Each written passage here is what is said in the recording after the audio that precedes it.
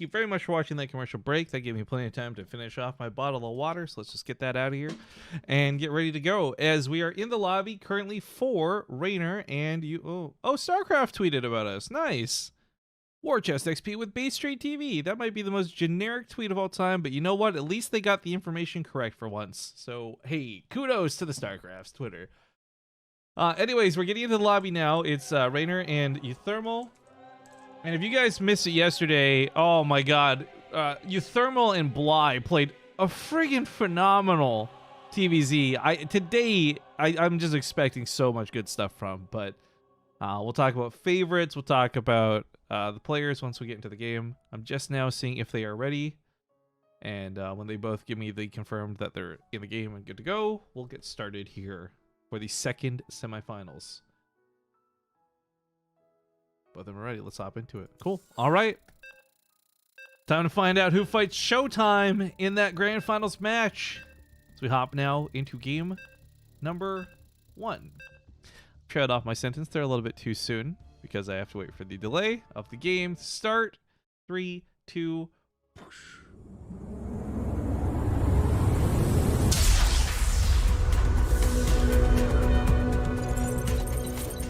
Still barely didn't time that out by like a second. All right, ladies and gentlemen, welcome back. You're watching the DFY Star League Season 1. This, of course, is brought to you by DFY Esports. Hey, look at them right down there. They look so slick. They look so cool.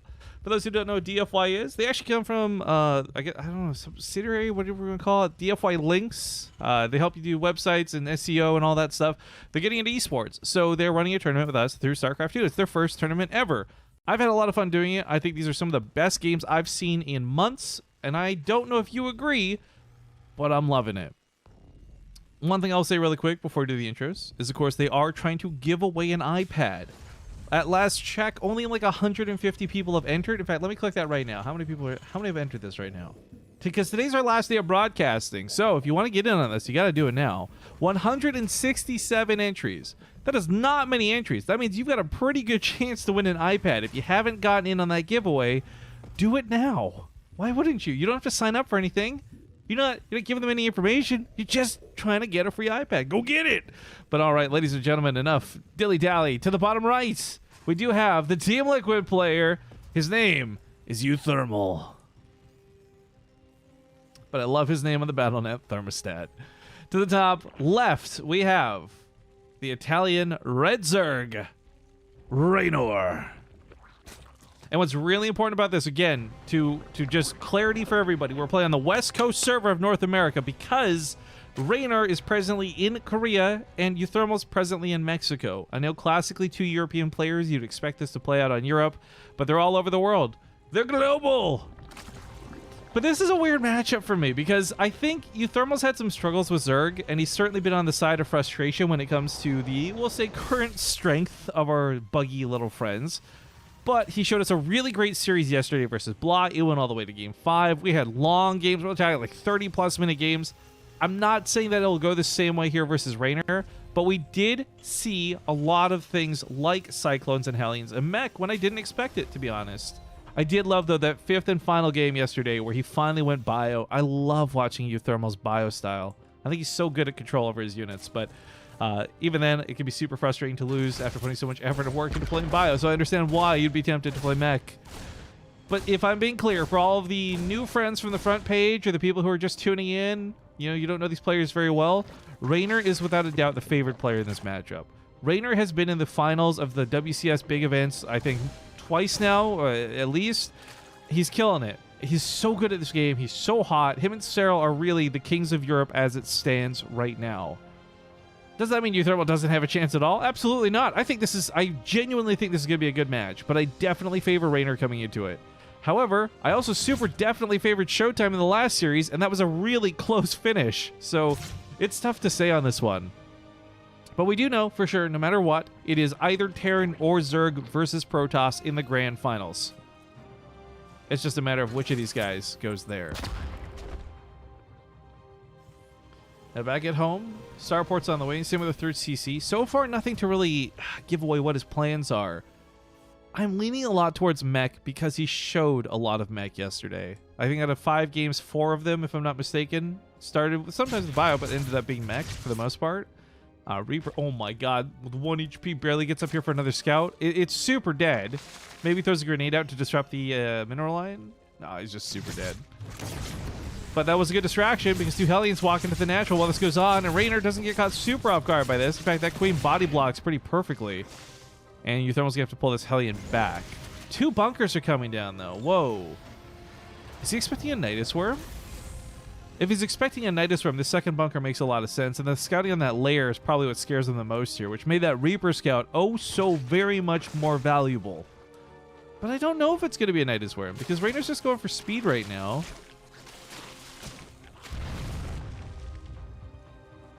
I'm like humming and hawing here. I don't know. Maybe he wanted to do a Nidus Worm, but upon getting scouted, changed his mind. The thing is, he's got enough gas that he could play this out tech-wise. If you only see barely 2 gas, it's a lot more indicative that it might be a Nidus Worm because that's something you're going to commit with. But I think this is just a regular game for Reynor right now.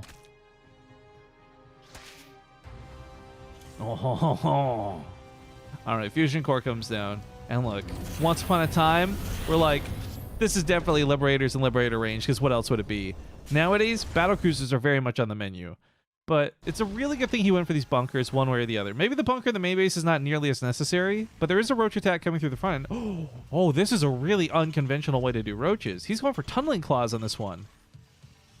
Now look, for those who don't know what's about to happen, roaches are one of the very few units in the game, I think infestors are the only other ones to think of it, that can move while burrowed. And that's with this upgrade, tunneling claws.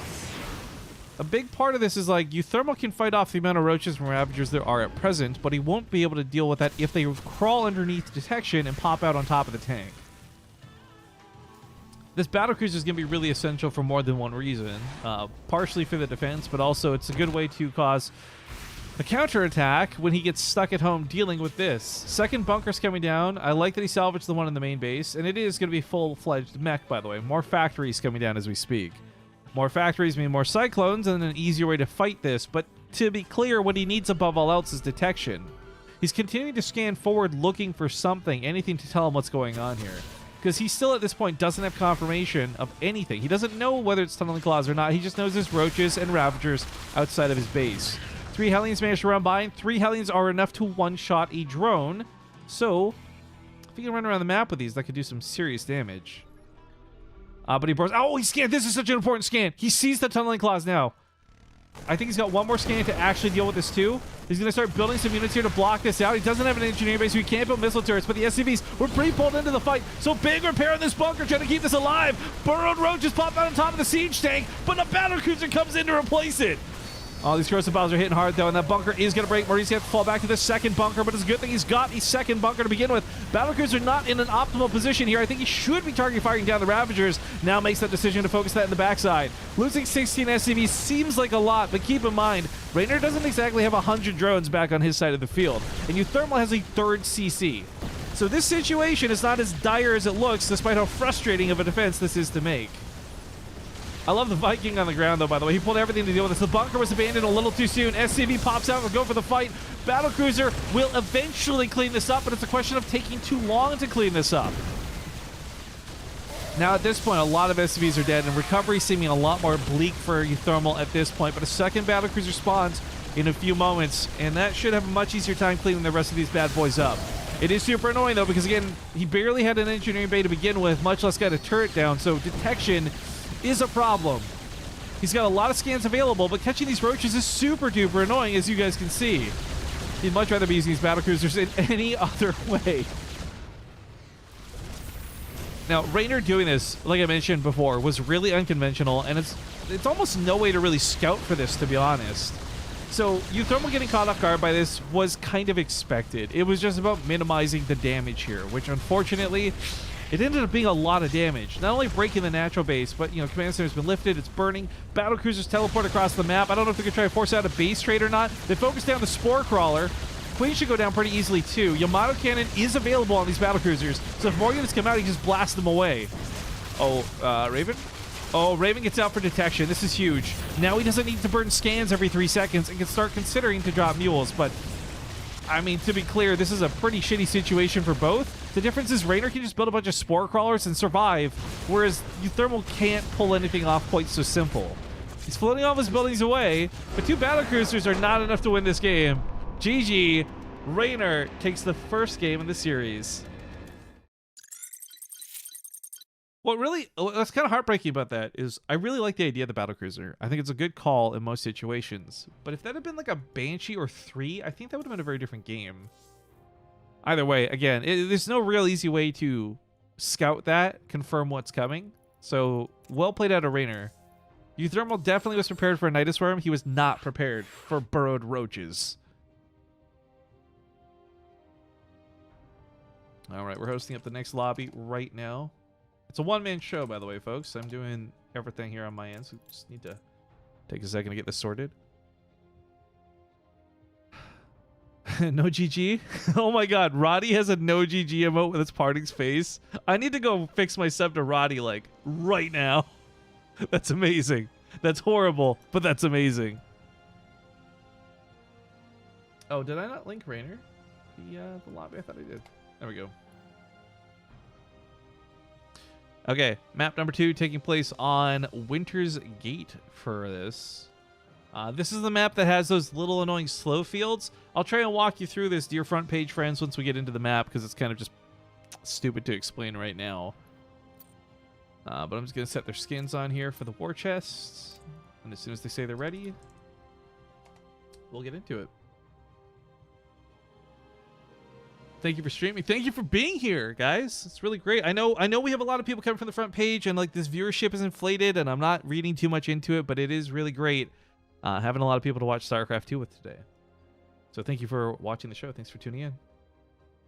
Reynor saying he's ready. Just waiting here on uThermal. There we go. Also, just while the game gets started, you know, my chat keeps disconnecting me, and my alerts are a little borked. So I just want to say really quick, if I miss your shout out for a sub or anything, I won't consider it like passive aggressive or anything lame. If you want to just ask for it again later, I literally can't see these half the time, and I'll have to go back and check. So just getting caught up here. Doc Zor, thank you very much for the 22 months. Legendary Thomas, thanks for the follow. Johnny O, thank you for the 45 months. And let's hop into game number 2. Continue on with the trend that is best of 5s. We find ourselves in the second semifinals match. To the top left, down 1 game, we do have the blue Terran player, uThermal. And to the bottom right, we have the red Zerg, Reynor.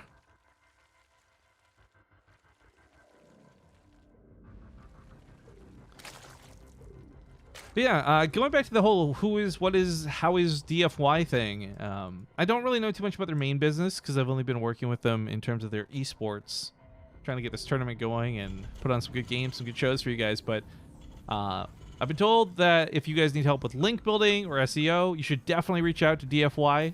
I guess that's what they specialize in with DFY links. And to some extent, they do design, web building, and merch. So cool. I'm hoping we can do more work with them in the near future. But if you guys are interested in any of that stuff, of course, their website is attached directly to the giveaway. If you guys want to just check out that link through the exclamation mark giveaway, not only, you know, enter in for the iPad, but you can explore their website through that. But for the newer people here, this map has a very unique gimmick to it. And I say gimmick with a very strong emphasis, because this is the only map that has these slow fields that are super, super duper duper annoying. To explain what this does, it's you can't kill this. It's here forever, and it's just in this little circle. Anything on the air or the ground that passes through it is slowed. Not through attack speed, but just simply through movement speed. You'll see some examples of this for sure. In fact, you just probably saw the tail end of that SCV getting stuck there for a second. This has had some interesting dynamic impact in terms of like Marines fighting against Banelings. You know, Banelings are moving slower, so they don't connect as easily. You can put a siege tank on the other end of it. There's some terrain advantage you can get through it, but for the most part, I think almost every player I've spoken to regarding this, because they introduced slow fields last season on a map, and that map was so bad and forgettable, I don't remember the name of it, but this time with Winter's Gate, they've implemented the same gimmick. And every player I've spoken to has pretty much said these are just annoying. I don't think I've spoken to a single player who said, you know what? I'm really glad they put these slow fields in. They've made the game better and more fun in every way possible. Now, of course, there's a fringe case out there, I'm sure, where somebody actually does like these. And I'm not trying to bag on them too hard. I'm just saying it is very much a gimmick, and it's why you don't see it on every single map in the map pool. Just for being super annoying.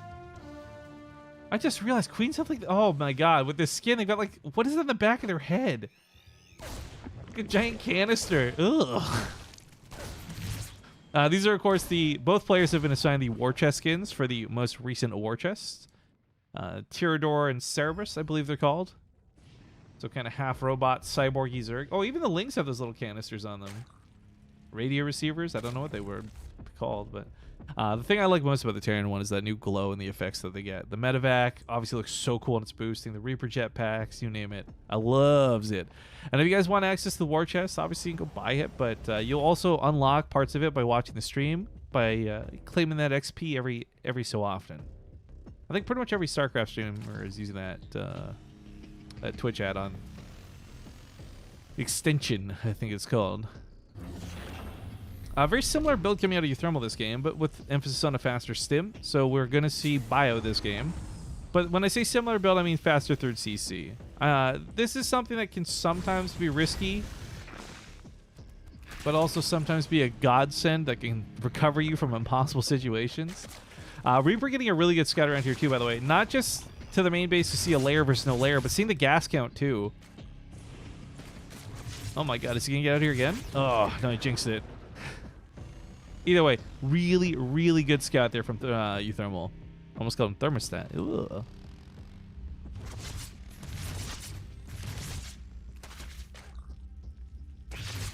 See, the only reason I know I'm getting disconnected from chat is because I'm just occasionally getting a message that says, welcome to the chat room. And then it goes from having nobody talking for the last 10 minutes to you guys having like a conversation I'm joining in on the middle of. It's so frustrating. Stim pack nearing completion. We'll see if this has timing to go with it. There's no medevacs or anything out yet, so I don't know if there would be, but there's some nice little blitz moves you can pull off if you want to be really, really aggressive. Imagine the conveyor belts from Heroes on the Starcraft 2 map. I feel like that would be equal parts funny, but also infuriating. Alright, bunker up at the front. Reynor does not know about this. But there's also not a lot of pressure he can provide. Oh my god, the roaches are so slow going through that slow field. Bunker's going to keep uThermal nice and safe. Conveyor belt siege tank. Oh my god, can you imagine how annoying that would be to catch?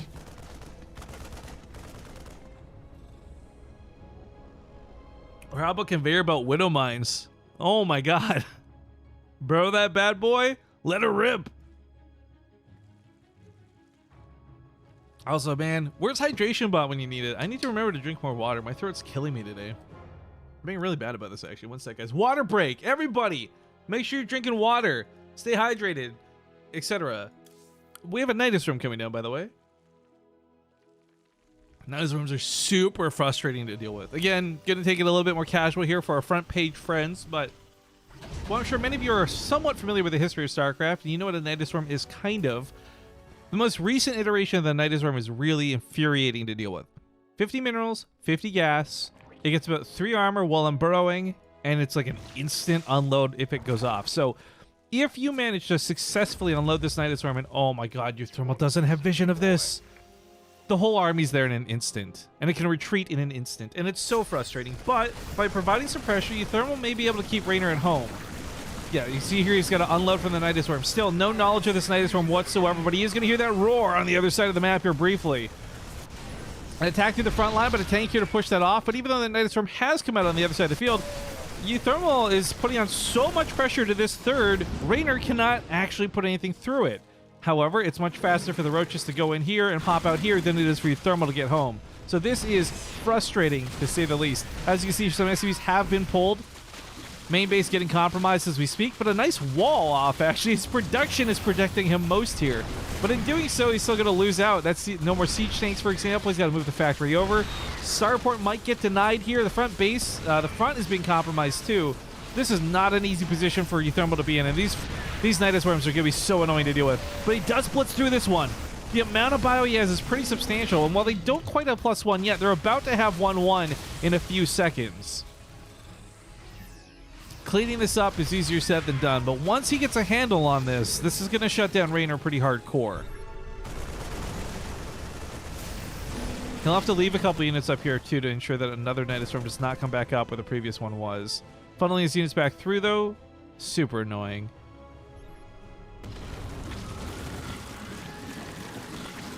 Night Storm is basically a full recall with no cooldown. But, man, as much bio as he has, it's mostly Marines. There's no Marauders with this composition. He does shut down another Night Storm in the main base, which is huge. Because if any of those Night Storms in the main base go off with this many roaches in play, it's game over. And he can't take the tank back. He needs it on the front line, which is so frustrating. I guarantee you right now, uThermal, if he's not feeling enraged, he will be after the game is over.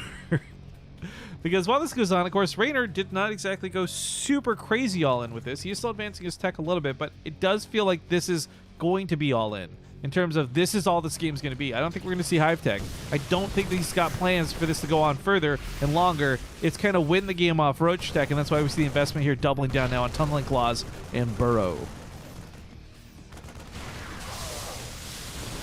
Tanks are a little out of position. He lost one of them already for the fight. Marines rushing back to deal with this. Night Storm coming up with the main base. Once again, uThermal does not have vision of his entire main base. This is such a big problem for him. I can't blame him either, but this is going to be tough when this Night Storm spawns, and guess what? He's out of position. It's the fast unload that makes this so impossible to deal with. It's not that the Night Storm comes up fast, and it's just the instant load unload. Look at that. Almost all the roaches got out alive. This makes this such a low-risk situation. Meanwhile, he has to abandon his tanks. These are exposed now on the other side of the map. Ravagers corrosive piling them down. Marines dancing around this. And it's not that he doesn't want Marauders. You can see he's finally getting to Marauders now, but damn, like, uThermal's had some struggles getting to this point. Reynor putting up the pressure exactly as he should, though. This is not like Raynor's playing cheesy and gimmicky because he has to. He's playing this out as well as he can for the tools he has provided. Another nice worm in the main base. The Marines are on top of it, but that 3 armor makes it really hard to kill while it's on burrowing. You have to be on top of this right away.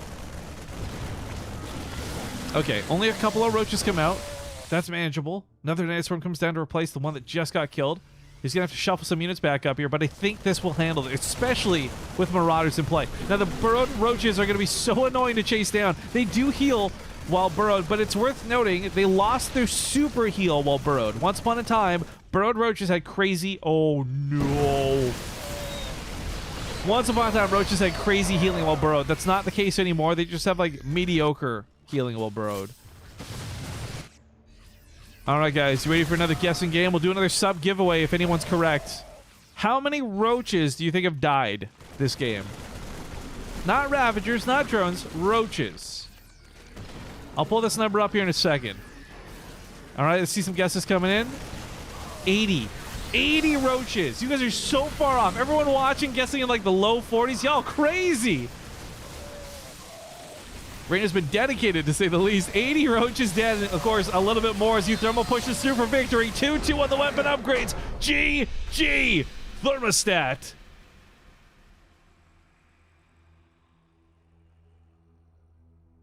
You're not allowed to touch the thermostat, guys. It's a dad rule. That was an amazing game out of uThermal, though. Like, if I can just, for a brief moment, like, it is really frustrating. It is beyond infuriating trying to keep up with that kind of play. And the fact that Reynor followed up with Burrow, oh, it's like just dick move after dick move. But uThermal held through it, and that's the most impressive part. Now ties up the series 1-1. Next map coming up is going to be Ephemeron. Okay, hosting this now, playing a very brief break, but only for the non-subscribers. All right, for the rest of you who are still here watching the stream, maybe you didn't get the ad because you live somewhere that doesn't get ads, or maybe you've got some uBlock bullshit going on. I don't know. Either way, just give me a second here as I set up the lobby.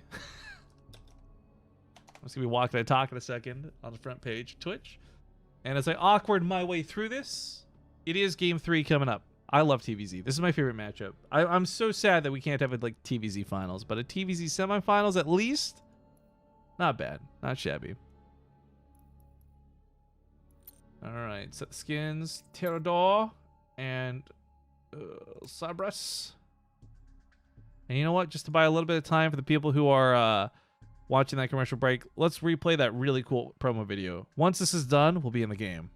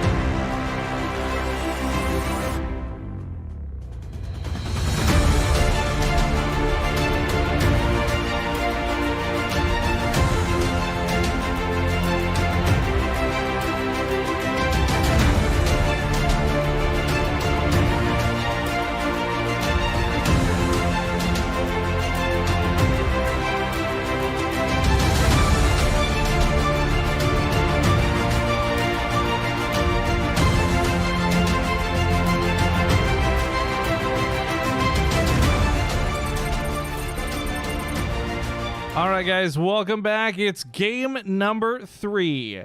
Things have been tied up 1-1. Spawning here to the upper left-hand side of the field, it is the Red Zerg Reynor. And the skin set he's got right now is, of course, that Cerberus set from the new war chest. Spawning here to the bottom right will be the Blue Terran Thermostat, better known as uThermal. Now, supposedly he made this name like specifically for Nation Wars, but I love it. I love it so much. Drunkcast Hype says, after 2 months in the wilds, I am finally back. Where's Rifkin? I want to hear his smooth voice. Oh, I don't know, dude. He left. I'm just a cheap imitation. Someone asked earlier about Zombie Grip too. I didn't get a chance to answer that. Zombie Grip does cast like very infrequently, but she has joined me in the past for a couple of games here and there. And we've had Roddy and other Wardy and such too. For the most part, it's a lot of solo casting because nobody wants to do as much Starcraft as I do. And this isn't shots fired. I'm not trying to call anyone out for their lack of passion, but just like for me, if I could, I would be live every single day. But for people like, for example, Zombie Grip, her point of view is she'd rather do like one big event a month rather than everyday streaming. And she's talked about this on her stream too.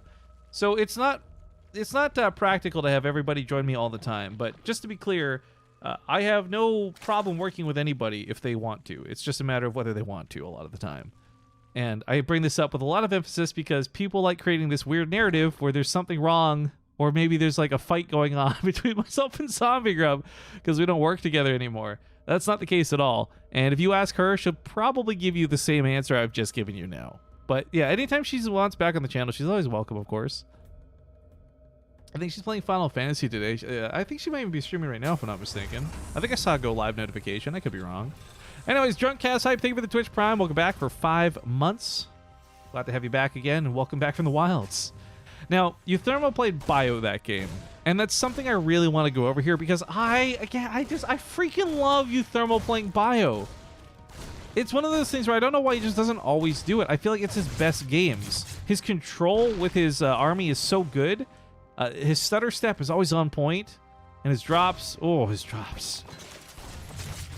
But one loss with Mech and one win with Bio doesn't mean that's how he should play the rest of the series, and I think mixing it up versus Reynor makes a lot of sense. I also think that's a big part of why Reynor's mixing it up too. Reynor's a really good player, but you also don't see him play Roaches all the time, always. My one small fear, and I don't know if this is actually a factor or not. Speaking of Zombie Up, thank you, 47ist. One fear of mine is I don't know if Reynor gets to go all out today. While our tournament does boast a pretty hefty prize pool, it is worth noting Reynor's in Korea because he's getting ready for BlizzCon, you know, that opening week. He's playing on the biggest tournament of the year in like 9 days or something. So there is a small chance he's limiting his builds. And I'm not making excuses, but I'm saying if we see Roaches for 5 games out of Reynor, I think we know why type thing. The Reaper gets caught. That's really unfortunate for uThermal.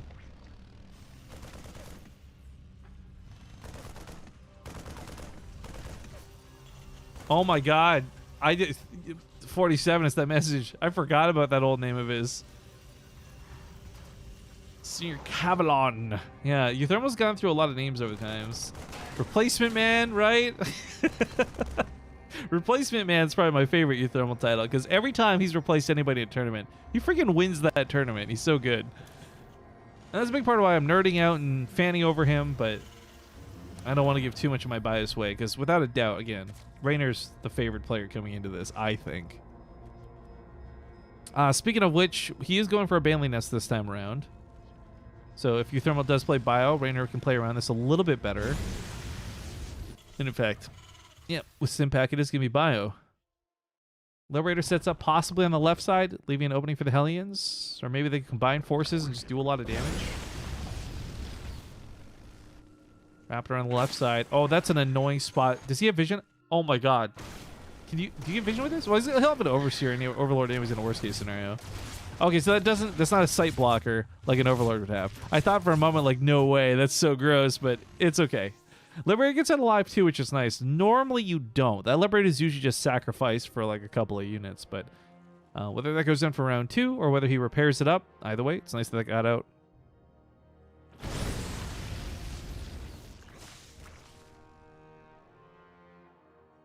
You guys hope Reynor's jet lagged? Yeah, that's true. In Korea, it is fairly early / late, depending on your point of view. I believe it is about 3 or 4 a.m. over there right now. Probably a little bit later, even. Typically, players don't play at this time zone, but if Reynor's still accustomed to his European internal clock, he's only been there for about a day or so. No, a little bit more, actually. He left on the 12th, so I think he's been there for about 2 or 3 days now.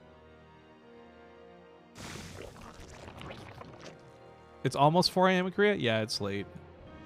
But I mean, the thing is, like, you know what? A lot of money on the line. I don't care how rich you get. You can be Cero levels of making prize money, and I still think $1,500 of a tournament is still $1,500, you know? Like, let's say, I don't want to say Reynor loses, but let's say Reynor loses. I think it's worth staying up or waking up at 4 a.m. for $250. You know what I mean? I think one of the things I always think is so interesting is, you know, I go to Twitch events and I see a lot of other Twitch streamers who are very well off, and to them, $100 is still $100. Like, that doesn't change no matter how much money you make. And with prizing, I have to imagine it's the same to an extent, but I don't know how that is for these guys. Maybe some of these guys have egos and they couldn't care less for $250. Regardless, Reynor's awake, and I credit him greatly for doing so because we're going to get some good games for it. This is some nice roasty toasty action happening over here. Catches some of the Lings, but also loses the Hellion for it. Banelings are on the way. This is something that if uThermal is going to have to dance with, there's 2 options for area of effect damage. You either go for some tanks or you go for Widow Mines. I'm not as big of a fan for tanks. On one hand, they're better at focus firing and they can get more shots off to guarantee more precise kills on things like Banelings if you target fire. But if you're just going to like let a move go, then Widow Mines tend to be better just because the gamble of a big shot with them is more guaranteed than tanks getting damage done in some situations. I think this composition's fine. I want to be very clear. I'm not over-critiquing what uThermal's doing. Just kind of explaining for the front page, again, the difference between this option versus the other. And siege tanks on this map, you know, there's these bridges, there's these chokes.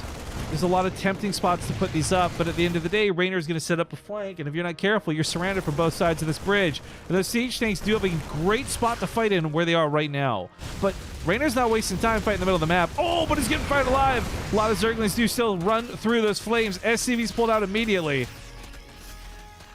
This command center's in no real danger, though. We can always lift it up, so super annoying having to deal with these Lings, but he's going to catch them all on the retreat. Oh my god, catches them from both sides. Reynor losing out on so many Zerglings, and you might think, Rivkin, Zerglings are cheap and expendable, but not when you're playing against uThermal. He needs every one of those Lings to either be providing pressure, keeping the army too scared to move out, or turning into Banlings to cook up this army alive. Losing all of those Zerglings was pretty bad for Reynor. In fact, he's down a pretty considerable amount of supply too, but uThermal's fighting on creep. This is going to give Reynor a big advantage through speed. Banelings walk right by the tanks, but by not going off of the tanks get a free fire top of the Banelings a little bit more. Marines trying to focus fire best they can. Some Marines, actually, back on the other side. Oh, he killed the command center. Oh my god, there was so much chaos going on over here. Look, now Reynor isn't actually in such a bad spot. He's losing this fight still, but if he can hold on barely, killing that third CC out of uThermal is freaking huge. But that's maybe a task easier said than done because while not a lot of Marines are left, the amount that are left are being very, very difficult to deal with. Especially with 5 Medivacs healing them. Oh my god, I can't believe the command center died though. That's huge. Tank sets up for the siege. More Banelings on the way, but more Banelings means less Zerglings to fight against these Marines. Sorry, I'm getting way too ahead of myself here, talking way too fast. This is way too exciting because this doesn't seem like it, but this could be the end of the game determined here, depending how this fight goes. The Marines continue to dance around this best they can. Banelings rolling in. He is on creep once again, spreads himself out, but too far away from the siege tank. Another squadron of Marines comes in from the reinforcement point, and that rally through the middle of the map is going to allow him to tear apart this base. Now he loses the siege tank to the back flank of Legs. That's Reynor being really good with his control and positioning, but he splits against the Banelings once again. And with 5 medevacs, and they have 6 medevacs healing these Marines. There's almost a medevac per Marine at this point. He's got to split. Man, fighting on creep like this is on hard mode for the Terran, for any Terran player in existence, and uThermal's making it work. Keeping the pressure hard here. He could stop and kill the Hasher, you might think, but if he does, it allows Reynor time to build more Banelings and build more Zerglings. So it's very important that he continues the pressure, pushing this forward. Drones now pulled into the fight. Siege tank goes down, backed into a corner. Marines being healed to the best of their capabilities, but these medevacs are dry. Oh my god, a new squad of Marines, a new siege tank, some Liberators making it to the front line. uThermal is trickling in here barely, but he's keeping Reynor on the ropes, and Reynor has nothing to work with at this point. Every bit of larvae he has is going into Zerglings, and those Zerglings are not finding the freedom to turn into Banelings too easily. He's going to scan ahead and see these Banelings too, by the way. This is going to be a tough, very scary situation for him to be in. But without Zerglings to draw the fire of the siege tank, that's going to free fire on top of the Banelings. And let's not forget about those Liberators. That's an easy one-shot per Liberator fire. Look at the resources lost, guys. Look at the resources lost. Oh my god. This is what I'm talking about. I want to see every game today out of uThermal. I want it to be bio. Ooh. Now look, Baneling's going to go for the flank from both sides. This should clean up the initial waves here as they get around the siege tanks. But that being said, there's still Liberators. There's still Marines. uThermal doesn't have a lot of units to work with right now, but he's about to as another flank stims across the map to get to that front line ASAP. Again, this pressure is everything. There's a big reason he's not stopping to kill this hatchery. It might be at 50 health, but it creates a bunch of broodlings. That's just going to cause more damage. He needs to be on top of the drones. He needs to be on top of the queens. He needs to keep Banelings from forming. Because if at any point Reynor gets like 20 Banelings out, uThermal might just lose everything on the front line. But that's exactly why that pressure is hard. GG, uThermal takes game number 3. Oh, where's the guy? Oh, Lordy, I got... Oh, my goodness, I have the vapors. That was such a good game out of uThermal. All right. What's the next map here? We got cooking up. Next will be Thunderbird. Now, it's worth noting, Reynor is on his last life going into this game. So if you guys are big Reynor fans and you want to see a PvZ finals, you've got to cheer for him. You got to give him your energy and all that. Otherwise, he could be dead and out. These guys invited to the game. Okay, uThermal's asked for a 2-minute BRB, so we are also going to take a quick 2-minute BRB. So, Love of Faces, gonna play a montage, a bit of an old school montage, and I'll see you guys in just a moment. As soon as uThermal's back, we'll get into this next game. Hey, Base Trade, I will shamelessly ask for a shout out for my sub from a couple games ago. Like I said, the alerts and the stuff are all over the place today, but thank you, King of Atlantis, for resubbing to the channel. Welcome back, dude. Oh shit, here we go. Ladies and gentlemen, 3, 2, 1! That's what I really love about the way he bobbed and weaved the medevac. He knew that would be the main attraction. He knew that would be the big target. So it kind of like forced the stalkers to stay in range of the cyclones. Oh my god. Oh, Cyclone! Okay, he's gonna lose maybe one more Marine there. The Cyclone is finally here to save the day. Nice micro. Keeps us stalkers alive. So sick! Oh, that was so sick! It's literally energy, though. Energy on the Oracle's energy on the shield battery. Where's stats is 1 probe? That's what I want. Wait. Oh my god. Are you real? Oracles are so good. Oh my god. Are you fucking kidding me? But did David freaking kill? Right? Well, hold up. No, she did. Well, the Oracle's out of juice? GG. Oh my god, what Patience was supposed to win? What? Also, look at this. It's the only time we're going to see a Terran symbol. You get a good point. Oh, brilliant, actually. It's pretty much, yeah, I think it should have been obvious, I think. Once 3-3 kicks in, he might have an easy time, but the fact that there's constant backstab here is just going to be so good. Oh man! Like, actually taking these engagements, keeping his cool for the most part while everything was going sideways. You're like getting his up. Oh, he tried to trap the ultras with the tools so they could get him with the liberators. That was so cool! GG! The only other person I've seen do that was Impact I've still got the hatchery selected. I'm watching Impact's vision right now. sees it. He's there long enough. How does he not see it? Oh my god, guys, it's going down. What? Wait, is that you or is it him? No, I moved back. That's me. I moved back. Damn sorry. it. No, it's gonna die. It's gonna die. It's 30. seriously gonna die. The 20. drone sub 10 minutes and it killed it. Oh my god, it is going down! No! What else?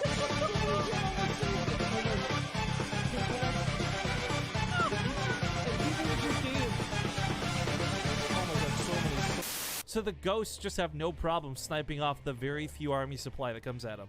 But when there's 80 Zerglings behind these ultras, I'm watching these banelings. Oh, come on. Come on!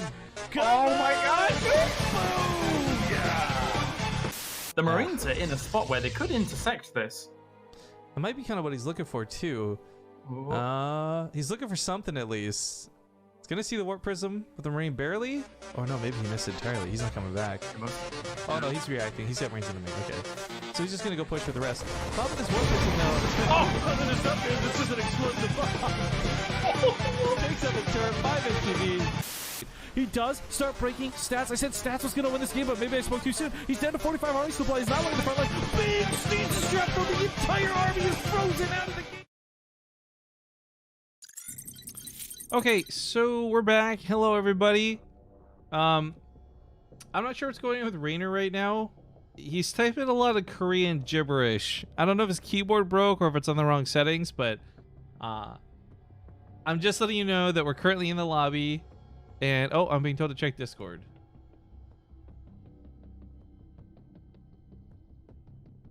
Does his keyboard work well enough to play?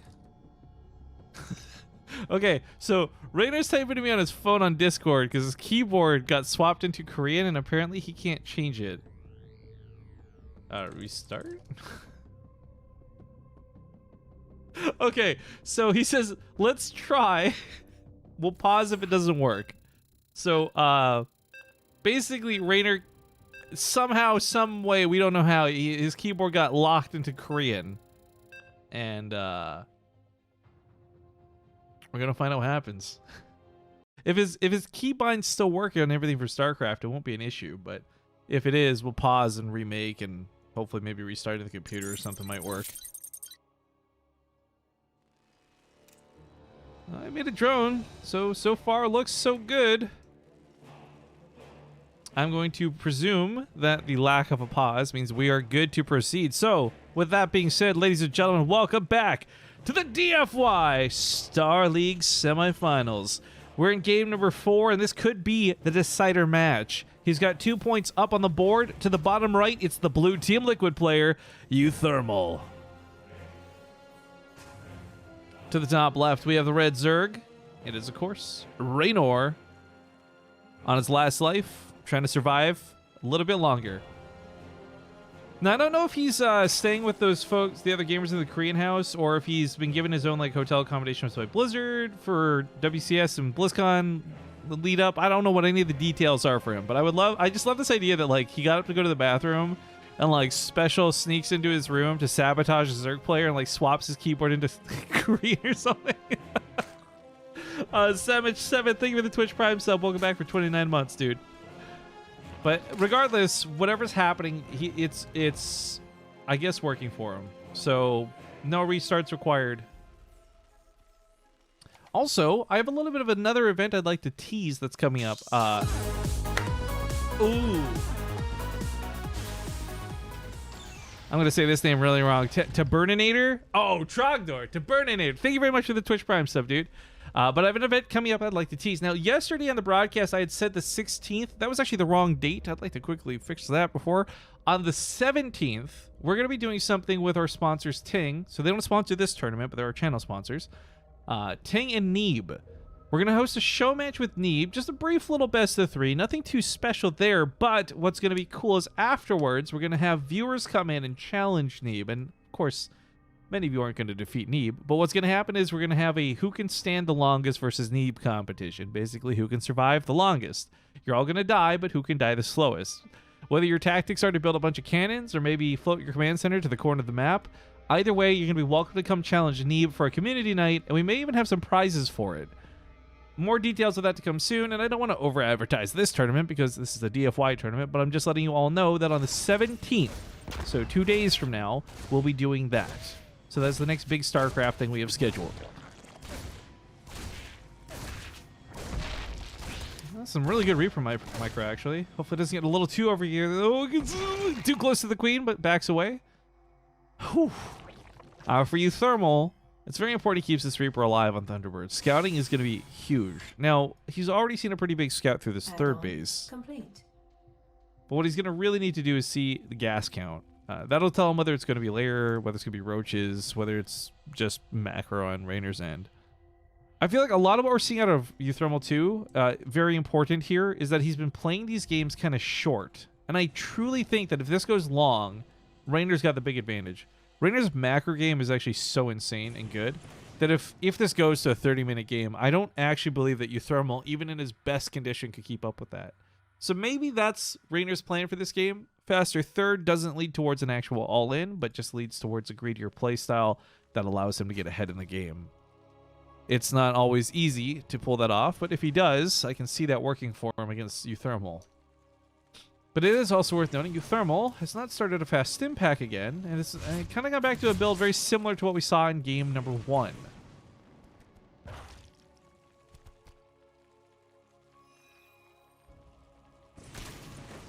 Reaper hops up to the high ground, looking to hop back in there. Again, scouting everything here for gas more than anything else.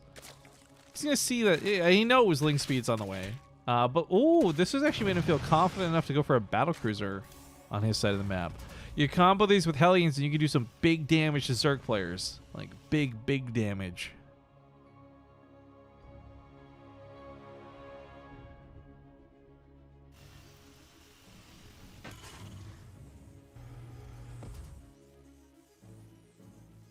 Well, battlecruisers are a bit memey, and I guess, again, for our front page friends out there, or I guess people on YouTube who are just kind of watching casually, if there is anyone out there, shout out to you.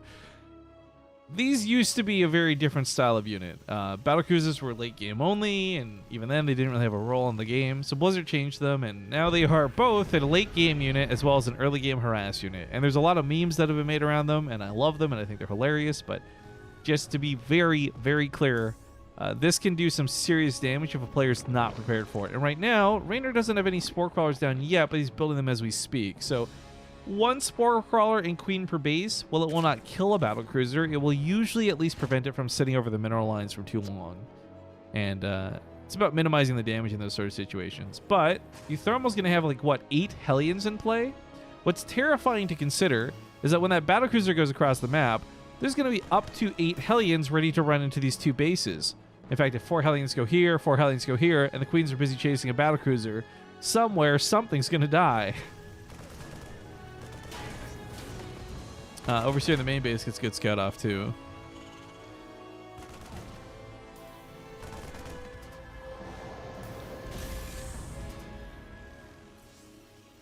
So it's mech, and it's been scouted, but this is a weird style of mech.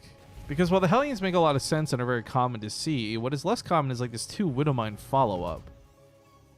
Yamato Cannon also means we're going to see a little bit more of an investment too, so we're going to see at least 2 battlecruisers, probably 3 if I had to be safe. Leb says we got level 55 water. Dude, I'm so excited for you to never give me that when we play together. But congratulations, dude. Okay, big blast from the Hellions. First shot goes off in the lanes. He's not going to be able to just run through and get the drone kills that he wants to, but the battlecruiser can take this fight. The battlecruiser does not give a single goddamn about these roaches. So they're just going to have to take the shots. But what they are going to do is, before they die, keep these Hellions from running in. And that is, again, a really big thing to deny, because those Hellions are more dangerous to the mineral line than this battlecruiser ever would be. And of course, back on the other side of the field, we've got Cyclones on the way. Magfill Accelerator's been started up over his priority over Blue Flame. I do think this is because he's worried about armored units, be it through roaches, but it will also help a lot with the Corruptors that are coming out as a way to deal with the battlecruiser. Yamato's a quick one-shot kill, but it's got a big cooldown, so he can't use it again for some time. But because he moseyed on over the map with a battlecruiser and didn't burn teleport, that's not on cooldown. He can actually safely escape at any given time because Reynor does not have infestors to deal with this. And there are two ways to deny battlecruisers their ability to teleport. One is through Neural Parasite, but the other one is through Fungal Growth.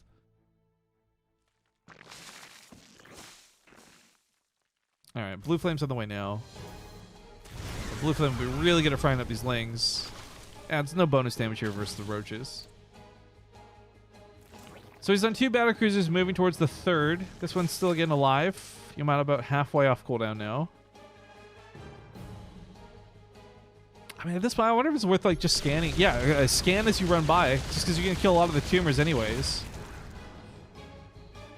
Corruptors are out, though. This is something else to look out for. Corruptors are designed to specifically deal with battlecruisers. uThermal teleports out immediately. Good response there. This guy going to go in. Probably Yamato a Queen, I think is his goal. And then after that, teleport out? No, just teleports for safety now. There's a lot of confusion with Corruptors, and I always feel like I have to bring this up because so many people do have misconceptions about this. But Corruptors do not deal bonus damage to armored units. They deal bonus damage to specifically massive units. So they are designed to be a counter to things like battlecruisers, just innately in the way they exist. But while the battlecruisers might be a little weak to the Corruptors are very weak to... Whoa, these are no speed banelings, and no speed on the way. The Corruptors are very weak to Cyclones. They're going to deal 800 damage to anything they lock onto. So those Corruptors don't stand a chance. Meanwhile, these Banelings, I don't even know how to feel. There's a lot of Banelings that don't have speed, but, I mean, they're wall breakers, they're Hellion killers, they're base busters. More starports are on the way. Cyclone's looking for that lock-on. Reynor realizing that backs away. While this goes on, some Blue Flame Hellions snuck across the field, and it doesn't take much from a Blue Flame Hellion to roast up those drones. What is it, like 19 a shot with no upgrades? 19 a shot with no upgrades. Also worth noting, he's investing in air. This is very much a Sky Terran game. Now look, I said at the start of this game, uThermal might not want to have to play a late game versus Reynor, and I still very much believe that to be true. But the style he's going for is letting both players max out. You know, uThermal's, when you play mech, you can't really move out before you've got 100 army supply, right? It's difficult. That's why you use the battlecruisers and Hellions for harassment, while you build up your real army behind it. But this is a very different style of play, because again, emphasis here goes towards him investing in air. I mean, the vehicle armor will affect everything. So both the battlecruisers in the sky and the Hellions on the ground, but only the weapon upgrades will affect the battlecruisers really here. Locks on with the Hellions, by the way, so a lot of these Corruptors go down before the fight begins. He's got a couple Yamatos he can launch off. Teleport as well if he gets stuck in a bad situation, so the Banelings bust off through. That's a lot of Banelings that are making it through. Holy cow! Tank's going to help minimize that damage. This base goes down. That planetary didn't stand a chance against this many roaches. But with the Cyclones and the battlecruisers, there should be a cleanup for uThermal in store here. More Corruptors are coming out too. He's going to need a lot of Corruptors to break through this. Not because of the battlecruisers, but because of those Cyclones. But eventually that battlecruiser count is going to be so big and so wild. And the upgrades are noteworthy because while Corruptors do have the second highest base armor in the game, only to that of battlecruisers, which have 3, Corruptors have 2, the battlecruisers are going to have all these upgrades while the Corruptors have none. So while normally a battlecruiser might not do that much damage to a Corruptor, when it's got the upgrades, it can certainly take it on. Hey, 47 is gifted out a sub. Thank you for that, dude. We see continued attempts to hit around the map, whether it's through Liberators or through Hellions. Really wanted to just disrupt the economy of Reynor. Not so surprising as it is Zerg. It has been pretty Reynor favored when it comes to the money game. Liberator setting up over here as well. Scan catches the entire army. That's actually a really good scan there for uThermal. Oh boy, thank you for the 35 months, dude. Oh, this base, I don't know if that's going to get a finish. He teleports away in a very awkward location just to get out quickly, but the Corruptors are already on top of him here. As you can see, they are focusing one of the battlecruisers down. He's going to take out 2 or 3 of the Corruptors with him, though. Those upgrades are really shining through on this one. The +1 weapons doesn't seem like a lot, but it's what helps get through that armor. Now, while this goes on, looks like some Hellions hit the other side of the map. Or no, it's the Liberators, excuse me. So some drones do die, but so do a lot of SCVs. A little bit of a tit-for-tat situation, though. More battlecruisers coming out, more Cyclones on the way. Current standing army of uThermal is technically better than that of Reynor, but Reynor's going to try and bust on in. That siege tank at the ramp is actually blocking a lot of his own army supply out for the fight, which is super awkward to watch, of course, but these 4 battlecruisers completely clean up the south side. And Reynor does not have a crazy, crazy drone lead. He's up by like 6 workers. That's it. Yeah, Norman's a Zerg player. You're happily content on like 70 plus. You're having a good old time. Not this game. Not right now. The last battlecruisers before the patch removes them. I don't know if they will or not. We'll talk about that in a moment. But very much thank you, 47. It's for the bits. It's got to go. Dude, thanks for stopping by. It's always good to see you, man. Teleports out immediately, but not to go back home. Just stay on the front line.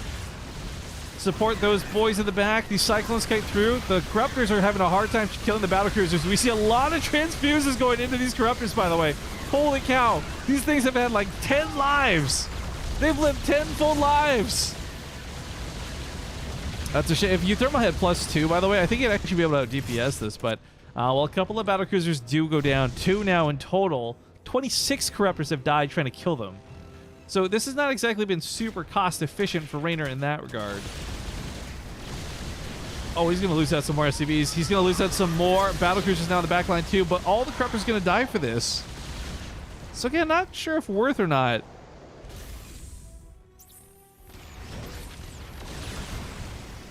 This is tough because at the end of the day, no matter how good versus bad these trades are, when you look at the resources lost, Reynor still maintains a pretty good lead income. He's got a lot of bases to work with. He's got a lot of drones still in the field. I want to cheer for uThermal on this one, but I'm also kind of hoping we go to a game 5. So maybe I'm cheering for Reynor just a little bit. Perching Pelicans, thank you for the Twitch Prime sub. Welcome aboard, dude. And thank you for blessing me with your Twitch Prime.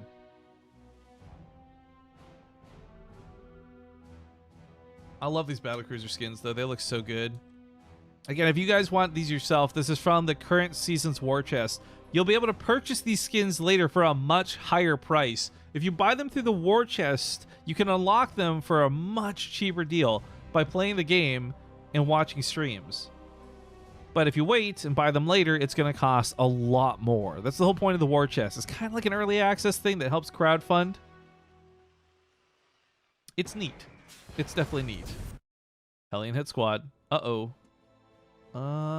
There's some spine crawlers here, so you might just avoid this base. The funny thing is, by going towards the 3rd and the natural, we're at that point in the game where these bases are totally mined out, so it's not really worth the hit. Like, even if he killed all the drones here, there was only like 5 or 8 more drones to kill. It wasn't going to be that great at the end of the day. All of Reynor's drones are coming down to the new bases.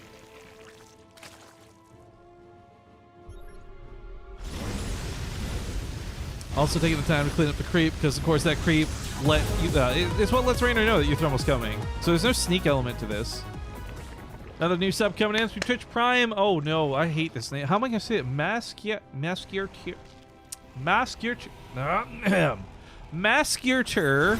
Muchacho. That's thank you very much for the resub for the new sub. Sorry I can't say your name for Jack Squat.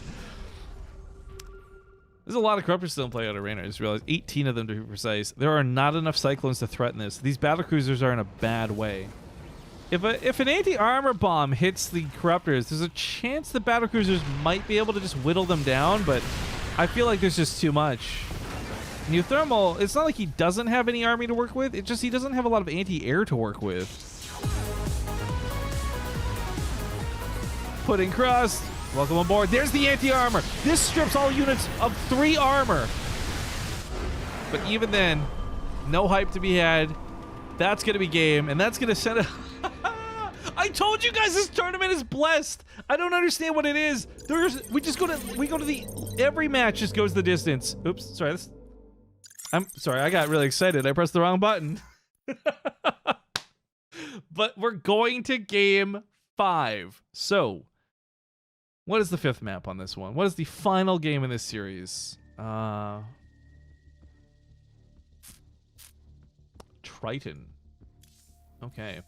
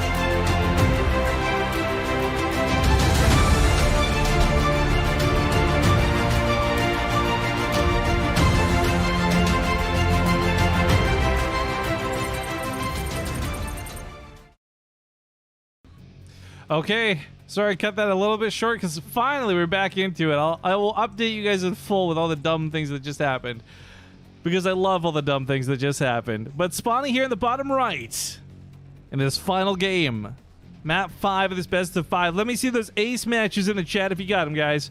We do have the blue Terran uThermal.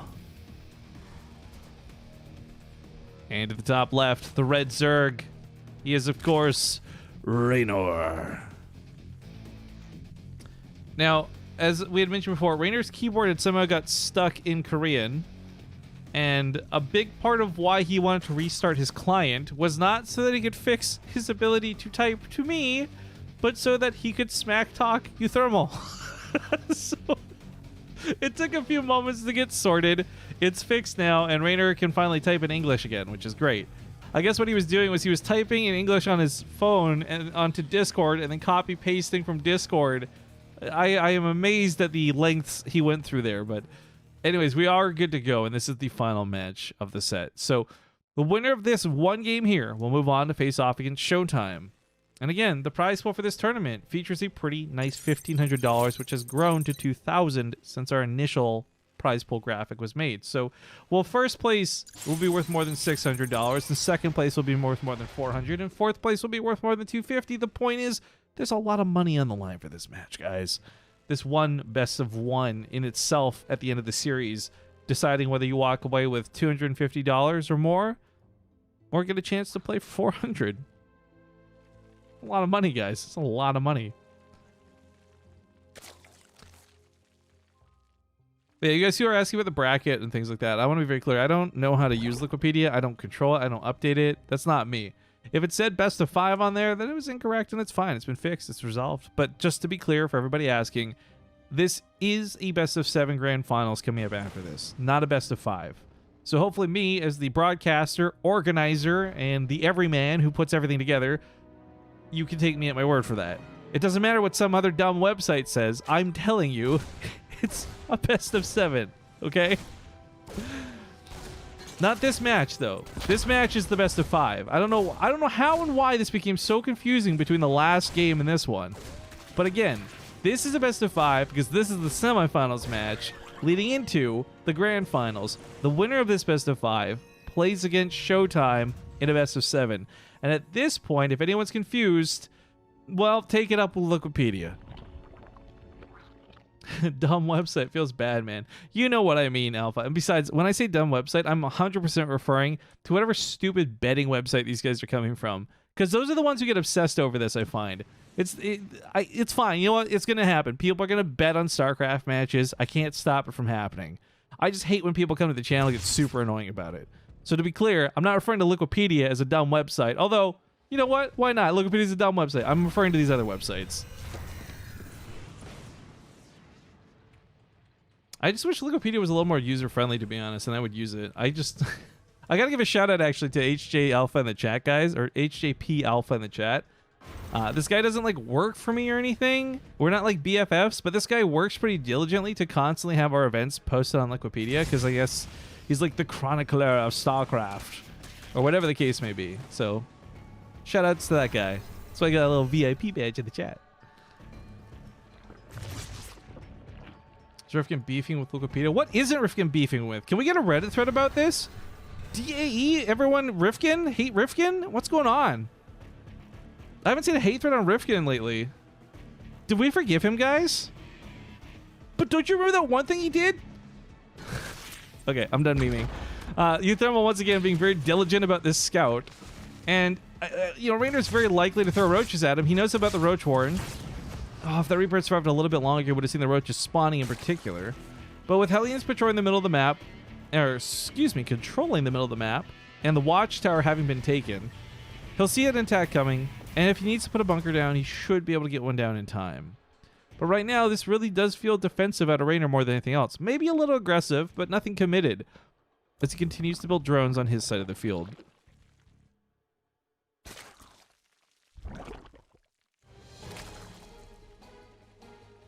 You know what's funny, SC Dark Lord? I actually get that comment a lot. I also get a lot of comments. I've actually received some emails to the Base Trade TV business email. I should really make content out of this. Like make a YouTube video where I read them out dramatically. Because I get emails all the time, people asking Base Trade TV to fire Rifkin. I'm like, dog. Come on. You can't be this dumb, can you? But the best was one time I went to Blizzard and they showed me some of the emails they've gotten from angry parents who are like, I tuned into a WCS broadcast in this qualifier and I was watching with my son. And granted, guys, I know I swear a bit more than I should. But like to send an upset email to Blizzard, expecting them to do something about it, I still the funniest thing to me, honestly. But I guess, hey, while we do have some new faces here, I want to make sure you know what you're in for when you're watching this channel.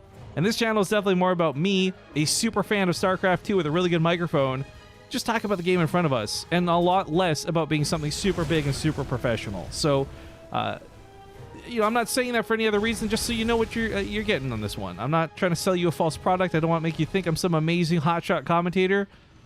I am a field reporter who likes StarCraft 2. And I like StarCraft as well. Now there's a double medevac drop going up the top side. There's not a lot of vision over here. uThermal should be able to skirt by these overlords. Reynor's got a lot of control on the right side of the map right now. His army's poised here with a couple lings. He's got a lot of creep tumors, and he sees everything on the right side of the map. So his one blind spot. Oh, this is actually a perfect blind spot to unload into. It's not gonna be able to like destroy all the queens here, but grabbing a couple overlords even is pretty nice. Focuses down one of the queens, burns 2-3 transfuses. Might as well kill 3 creep tumors. That's not too bad actually. A bit of a spooky overlord over here, but there's no Nidus Swarm to worry about right now, so it's an infestation pit coming out of Reynor. Interesting.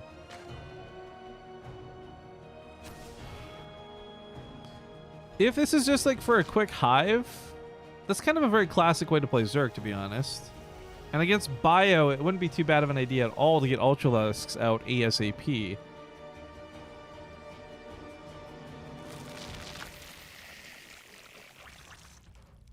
Lings morphing in over here.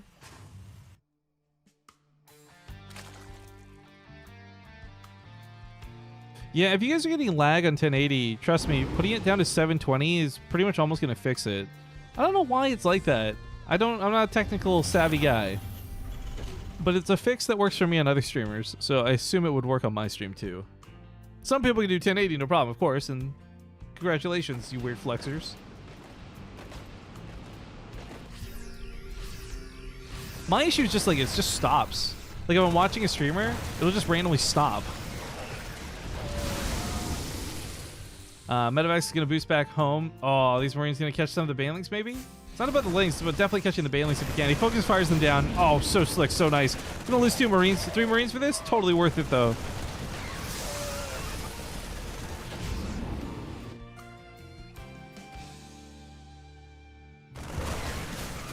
Alright, dodging at this corrosive vials.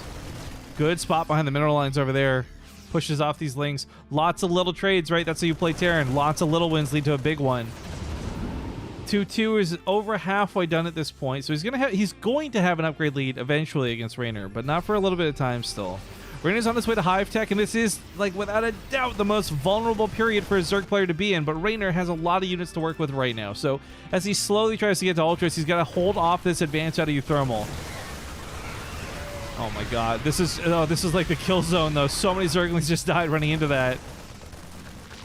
Banelings are being made. There are some Banelings coming on the left side. He's on creep. Gonna dodge this out. Good split so far. No, never mind. Big cluster on the left side. All those Marines go down. Oh, no. That was a horrible fight for uThermal. I mean, he's had some pretty good success in previous games, so I can't blame him. But this deep on creep, it's kind of like, what did you expect to happen? Gonna salvage as many units as he can to pick up and get out of here. And as I mentioned before, this was supposed to be the weak point for Reynor. This is when Reynor would be the most vulnerable, typically speaking, because of his investment to Hive Tech. But having gotten past that so far, he is on Hive Tech. Vipers are on the way. Blinding Cloud's going to be really useful against this bio count. And I'm surprised it wasn't like fast Ultralisks or something. But regardless, uThermal starts up his 3-3 as we're speaking. He's got a 2-2 versus 1-1 lead. And he's going to keep that +1 edge over Reynor for quite some time. But eventually Reynor will catch up to that. But so much investment in Lings, Banelings, and Roaches. There's the Ultras. There we go. People ask you about Spire. I'm pretty sure there's no Spire in play right now. No. I don't think Broodlords are the go-to. You might eventually go for them, but not right now.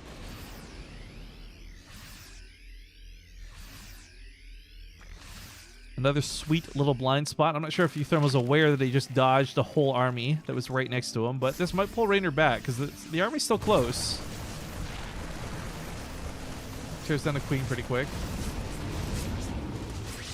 Oh, nice abduct. Yoink. Yoink again.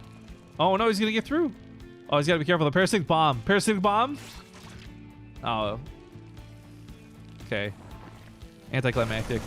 Drop on the top right side, killing some drones. Sorry, watching this. I'm surprised that they didn't die there. Really, like one Parasitic Bomb would kill like 9 units here. Regardless, there's a pretty big push down the bottom side of the map. And again, Reynor's maintained creep control and vision and everything on the right side of the field. uThermal continues to pressure down the left. This drop is going to push the other drop into the Spore Crawler if he's not careful. But the main base is getting shredded up pretty good. If he kills a spawning pool, he'll deny Adrenal Glands, which is huge. Oh, this is a big deny. He is getting hit by his third base while this goes on. There's nothing to defend over here. A lot of supply depots to go down as well. But not just one, but 2 bases also for Reynor falling through this attack. And while the Ultralisk Cavern is here... Oh, no. Why is the Ultralisk Cavern here? This is right here on the front lines. Chitinous Plating going to get denied. This is big because with Chitinous Plating, Marine Seal almost no damage to Ultralisks. Now they're going to do full damage to Ultralisks. 5 Ultras are on the way, but they're just going to be gigantic meat shields at this point. They're going to have a lot of health, but not that mega armor. And let's not forget, uThermal's on its way to 3-3, nearing completion as we speak. Reynor has +2 armor. That's it. This is huge. uThermal is really pushing Reynor hard here. And with this being the 5th and final game, Reynor doesn't have any other like fallback. He can't make mistakes. If he loses this next big battle and the Ultras go down, Reynor's super dead. And it'll be the first finals in like all of history that doesn't have a Zerg in it. Okay, that's a little hyperbole, but jokes aside, Reynor, if there's one guy I would believe comes back from this situation, for sure it's Reynor, if not Cyril. So I'm not going to count him out just yet, but uThermal has a very definitive lead right now in many ways. Economically, army-wise, upgrade-wise, everything going well for uThermal. Everything churning out Millhouse for Reynor. Can't even use the grass to an effect here. I'm not sure these blinding clouds. These Vipers are full energy and not being utilized at all. There we go, some blinding clouds coming in now. A little bit late to the fight, but this works. Tanks no longer firing on anything. Couple Ultras remain. uThermal's army's being cut down to size, but while this goes on, Reynor is losing the main base.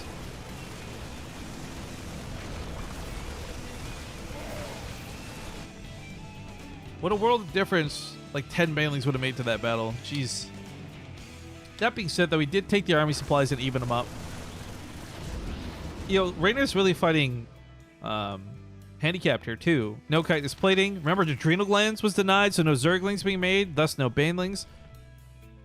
Army-wise too, like this was something where uThermal did have a big army lead, but was cut down to size for now. Income-wise, Reynor's actually had a lot of money to work with, so in that regard, that's not so bad. The resources loss looks so different, but to be very clear, he just lost a lot of tech. He has had to reset a lot of these timers, and of course losing, I think, up to pretty much almost 3 bases at this point, remaking this one as we speak. Yeah, 3 hatcheries died. Luckily, it wasn't the hive, at least, so he's got at least that much going for him.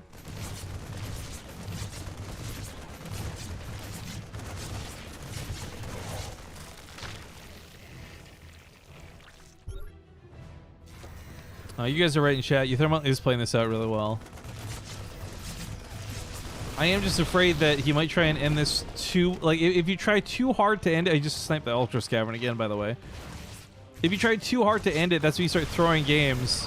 These blinding clouds are making this really tough to fight, but he kills another hatchery. This is insane. I don't think Reynor can recover from this. No Ultra Cavern, almost no Banelings in play. Another very valuable base gets sniped off, and while money was the only thing going for him for some time, he's not even using everything on the field. Like, these Ultras here are idle. He needs everything. All hands on deck everywhere at all times. No mistakes, no idle units. This isn't even setting up for a flank. He's just not using them. That's Chitinous Plating shut down twice now. To be very clear, if Reynor had Chitinous Plating in this game, these fights would look so different than how they've looked so far. But that's on uThermal. Sniping that off multiple times at this point. You know he's clicked on those Ultras to confirm that they don't have Chitinous Plating still, so he knows he's confirmed killed it twice.